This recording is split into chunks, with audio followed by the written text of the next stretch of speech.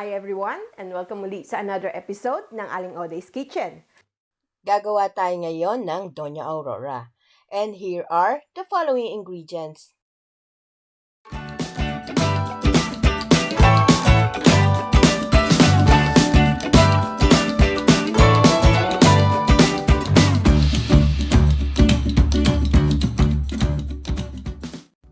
Ang ating first step, magpe-preheat lang tayo ng pan with oil at igigisa na natin yung onion hanggang sa lumambot.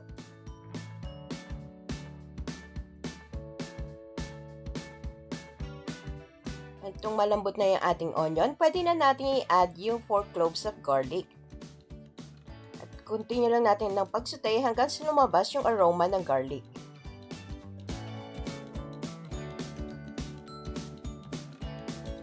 Ayan, ready na yung ating onion and garlic. Pwede na natin i-add yung 100 grams ng ground pork. Ipaghiwa-hiwalayin nyo lang yung giniling.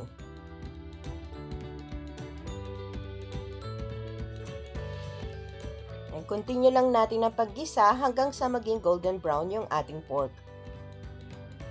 The pork is ready. Pwede na natin i-add yung half piece ng chopped bell pepper. At pwede na rin natin itong i-season with salt. Adjust nyo na lang according to your taste. At season na rin with pepper to taste. Continue lang natin ang paggisa for another 2 to 3 minutes hanggang sa maluto lang yung bell pepper.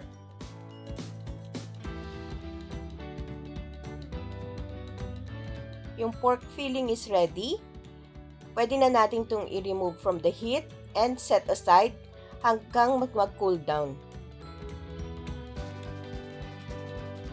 Ang ating next step, itong ating egg yolks, tanggalin lang natin at i-separate natin. Lagay natin dito sa separate bowl.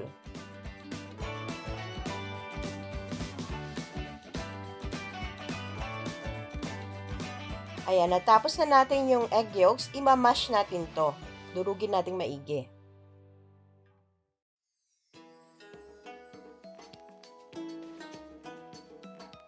Ito na yung nadurog nating egg yolks. I-add na natin yung ginisa nating pork. A little trivia, ang Donya Aurora originated from Quezon Province. It was named after President Manuel Quezon's wife. And this recipe is shared by my good friend Ruvic Rea from Tayabas. Haluin lang natin ito. Ayan, well mixed na ang ating meat filling. Pwede na natin i-add yung 1/4 cup ng chopped raisins. Kung mapapansin nyo, konti lang itong nilagay ko kasi hinati ko sa dalawa. Ayoko kasi ng may raisin. And then, haluin ulit natin.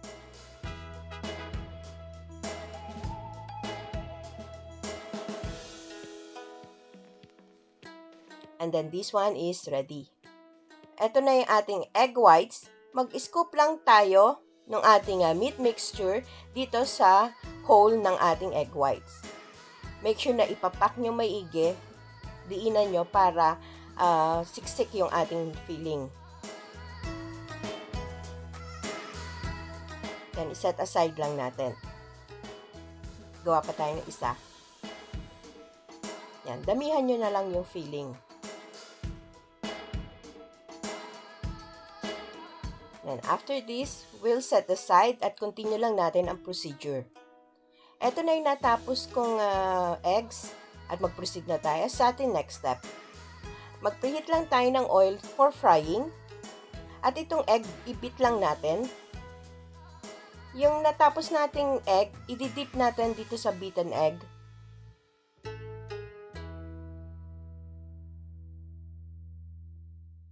At ipiprito natin. Facing down. So, ayusin ko lang.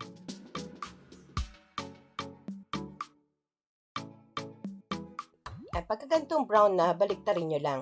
So, continue lang natin yung ating mga prepared na egg. So, mabilis lang ito. Once na nag-brown na, pwede na at i-remove na natin from the heat. Transfer natin sa plate lined with paper towel para lang ma-absorb yung excess oil. Ito na yung aking last batch.